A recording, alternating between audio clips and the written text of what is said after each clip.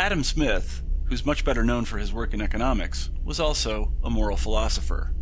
He proposed that we humans have an innate moral guide, a kind of ethical sense organ that unconsciously shapes our judgments. He was right in this. According to the operation of this organ, we generally feel a natural attraction to things like generosity, kindness, and love. And similarly, we generally feel a natural revulsion toward things like selfishness, cruelty, and hate. This moral sense plays an important role in all visual art, as we can see in this portrait of a North Carolina spinner taken by Louis W. Hine on December 22, 1908. Hine was a photographer, but he was also a social activist. He wanted to heal wounds, right wrongs, and bring justice.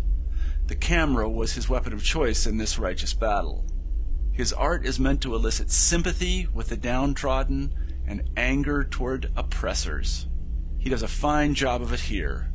This is clearly a picture of a little girl, with charming, disarming little girl affectations.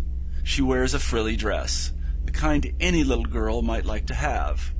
It's dirty and shop-worn. Note the missing button. But it's a frilly dress nonetheless.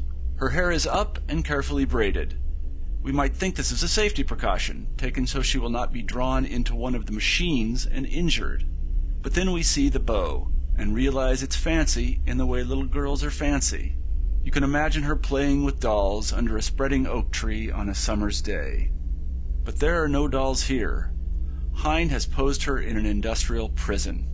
Heavy machinery to her right, and a thick, grimy windowed wall to her left. There is no way for her to escape her sorry lot. By setting this doll-like figure in these awful surroundings, Hine is telling us that she just doesn't belong where she is. There is literally something wrong with this picture. We sense it. It makes us sorry for her.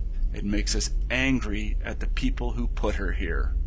And her penetrating gaze completes the scene.